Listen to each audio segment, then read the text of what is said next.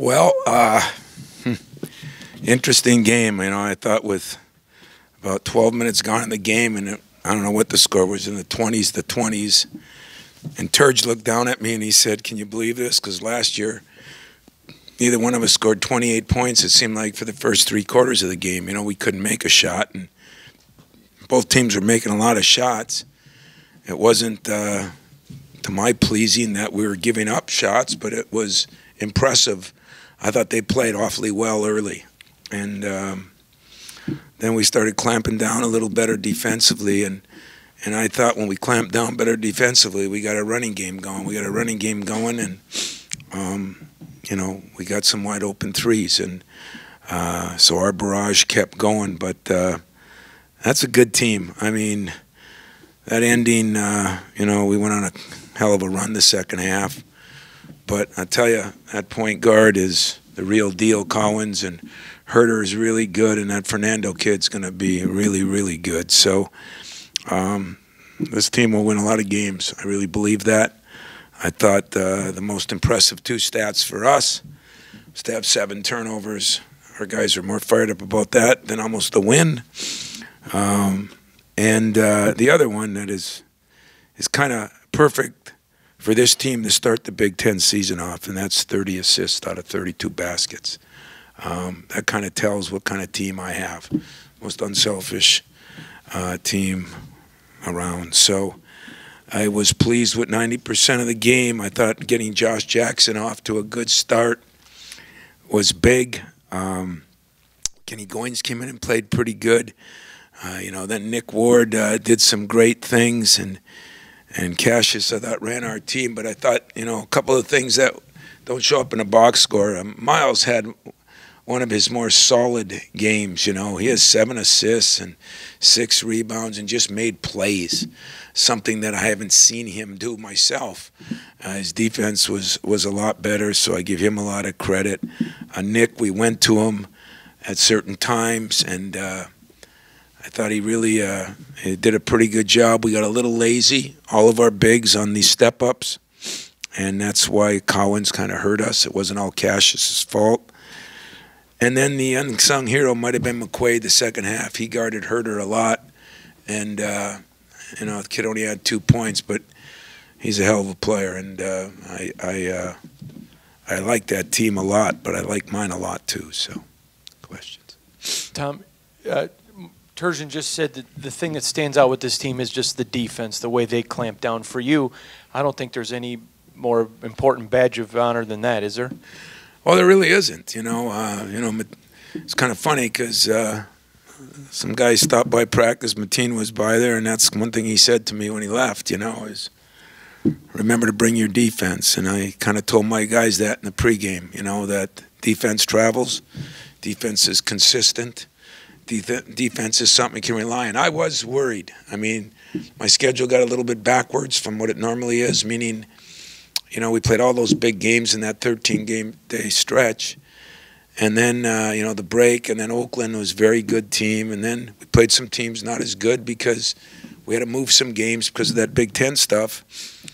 And the last 4 games, when you're, you know, scoring 100 points and you're, you know, making 60% of your shots, it's easy to get up.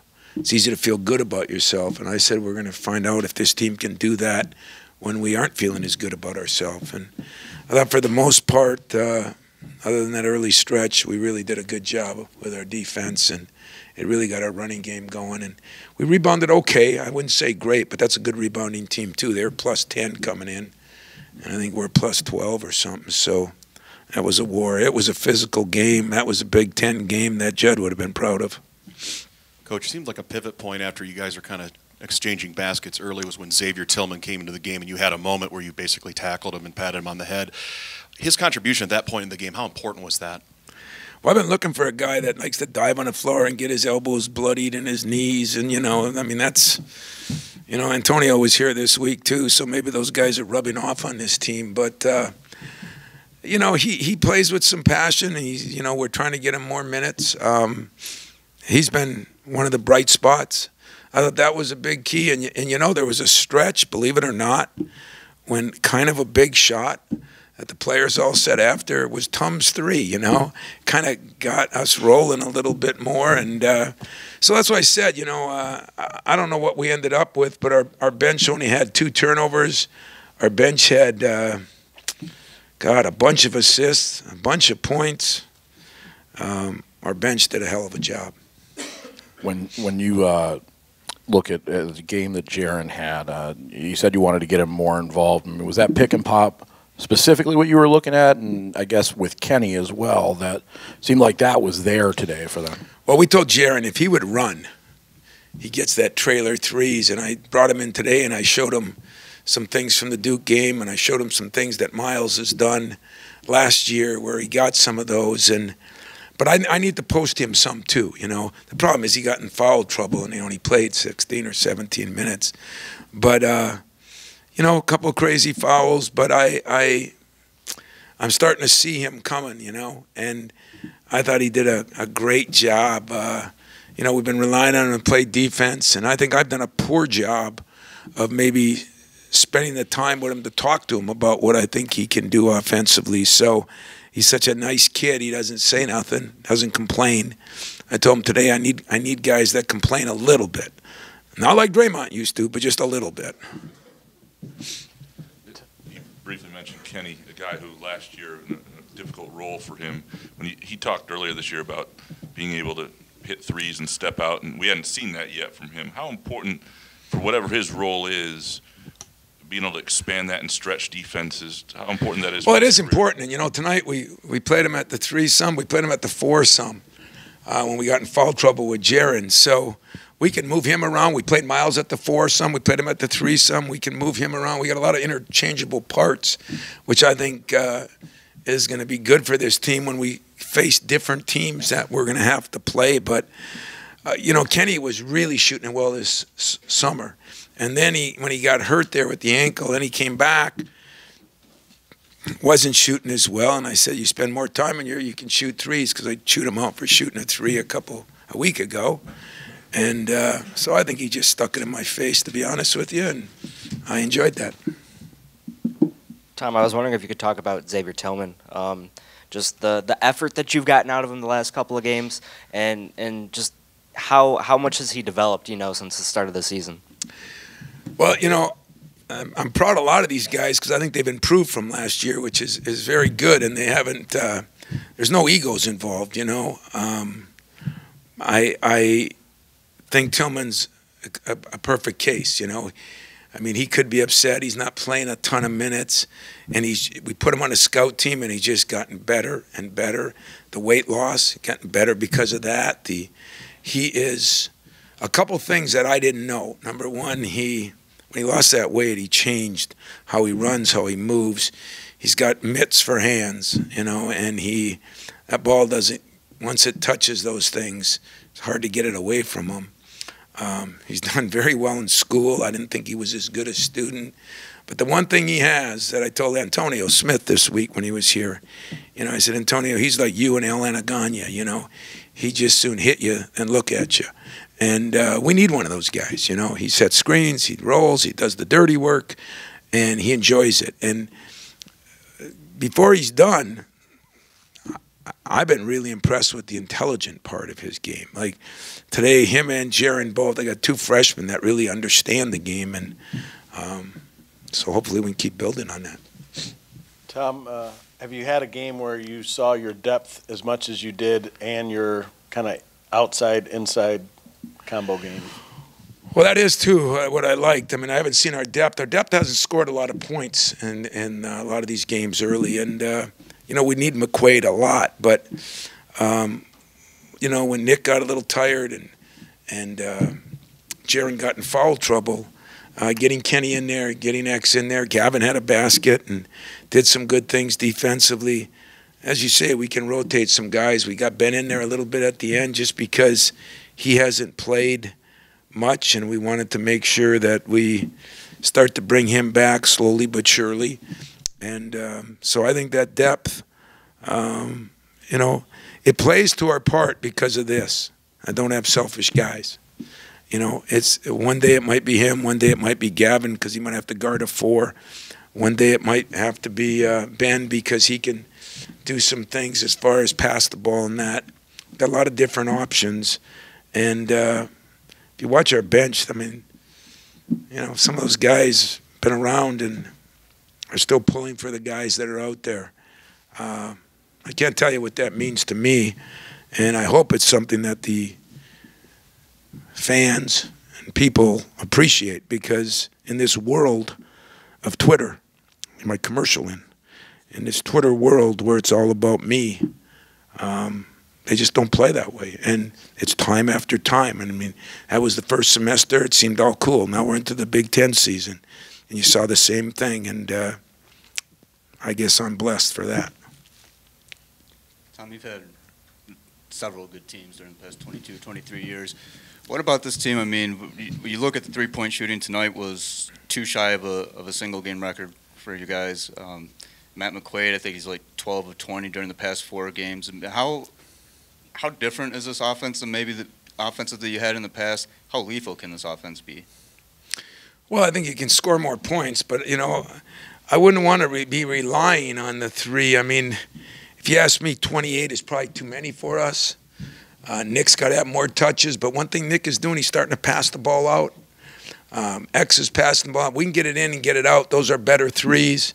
So we got some threes off the kickouts. We got some threes off the break. We got some threes off some plays we ran. But, you know, 56 shots, we're hoping to get 60-some.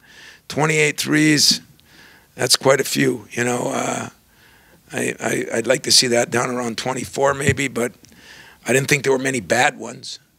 So I guess that's good. But I don't think you want to live and die with a three. In this league, that's usually somewhat disastrous. Even though times are changing, it's still, some balance is good. And I think we have the ability to have balance, you know, and that's something that we got to make sure we keep reminding, because the three looks pretty and sexy, you know, and all that. Oh, I guess I can't say that anymore. Three looks good, but at the same time, it's the meat and potatoes. It's my man getting on the floor. Jaren Jackson's on the floor, you know. My 2 freshmen are spending time on the floor. That excites me as much as the threes. Tom, tonight, even on the end of the Maryland bench, they were talking about how loud the crowd was with no students.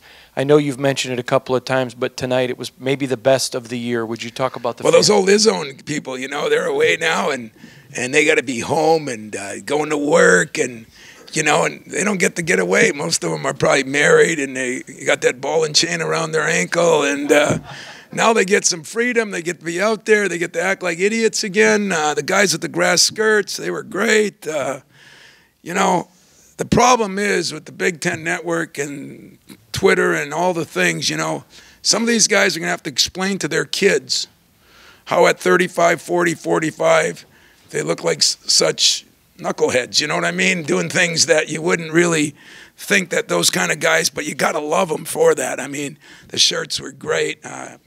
You know, Mark Hollis, his group does such a good job with those kids, and I thought that was great. I thought, you know, I can't tell you what it means to me to have, you know, Mark D'Antonio there, Ken Manning, our strength coach, who he was more excited than I was when those guys were getting on the floor, you know, and I mean, that was important. I'm proud of our fans for the hand they gave Mark, deservingly so, and you know, Susie wins last night, so we're just going to try to pull for hockey this weekend and us this weekend and keep it rolling. Tom, you've mentioned that we've talked about the turnovers a lot, how this could potentially be a downfall of this team. What did you see tonight that was different? Has there been just a different focus from this team? Have they done things differently in between games? You know, in all honesty, we had about 3 meetings in the last 4 days because we had some time, and we had 2 days once, but we didn't grind it that way. We talked more about things. We showed film. We tried to explain. We went over what other teams are doing and how important these different things are if you're really going to be a good basketball or a great basketball team. And, you know, I think a little of it is they got a little casual over some of those games, you know. Coaches never want to admit it, but I think when you're up 40, you play different. But I was pleased. And I was pleased at the end of the game to hear Miles say, anybody turns it over, and he went on. And God, I was proud of him. Oh, man. That meant a lot, too. What did you think of Matt McQuaid's performance defensively and what he did early on against I thought Kevin that was Huerter? the difference in the second half. You know, for some reason, Josh struggled a little bit tonight. He's been maybe one of my most consistent players. And, you know, Huerter is a hard guy to cover. He's very good at using screens. I mean, he's a pro at using screens. And we were always trailing him. And for some reason, you know, Josh got caught a little bit inside. Matt saw that. He stayed outside. He still hurt us some. But second half, I mean, the guy gets 2 points. And I give Matt a lot of credit for that. So McQuaid is, as you say, he's shooting the ball better. He's playing better defensively. Tonight he has, what, 7 did he lead us in rebounding? Boy, I'm going to get on Miles and Nick. But he led us in rebounding. He has 5 assists, you know, complete game. And that's kind of, if you look at it, you know, 8, 15, 10, 15, 16, you know, 6, 6, 8. Points were all the same. Nobody got more than 8 shots. You know, we shared the ball, 30 assists. I mean, there were a lot of positives. But as I listened to people around the community, you know, talk about what this team is, it's a very good team, but we've got our weaknesses, and we got to keep getting better every day, and that's going to be our job as a staff, and hopefully the leaders, hopefully guys like Tom Cash's, Miles, to keep us focused on what we got to do, because now we got to take our, you know, our band on the road a little bit, and you know, we've played kind of in some opponents' courts, but not maybe like we will against Ohio State. So that'll be another big test for us. Tom, just one more, if that's okay. Yeah. You mentioned Bridges and the playmaking ability. I think when Jackson had a second foul, a lot of that playmaking was sparked when you moved him to the 4 and running the screen roll replace. The offense was going through him a little bit. Was that something you planned to do today, or is it something that just kind of happened because of the fouls and something just showed a little bit of itself during both, the you know. When we wanted to get the ball in Miles' hands more, and so we had seen something in the film last year that we had success with, and that was it, to be honest. And so we thought we could run some of that stuff, and we ran it and ran it to death. You know, when Cash is coming off, he was making some great decisions tonight, and you know, we look like a basketball team tonight. You know, we took a punch early, and our crowd got into the game, players got into the game, and you know, I'm telling you, we beat a good team. Now, I'm not apologizing for, you know, they had an injury. Okay, they had an injury, but that is a good basketball team that I promise you is going to win some games, a lot of games. Anything else? Hey, thanks a lot.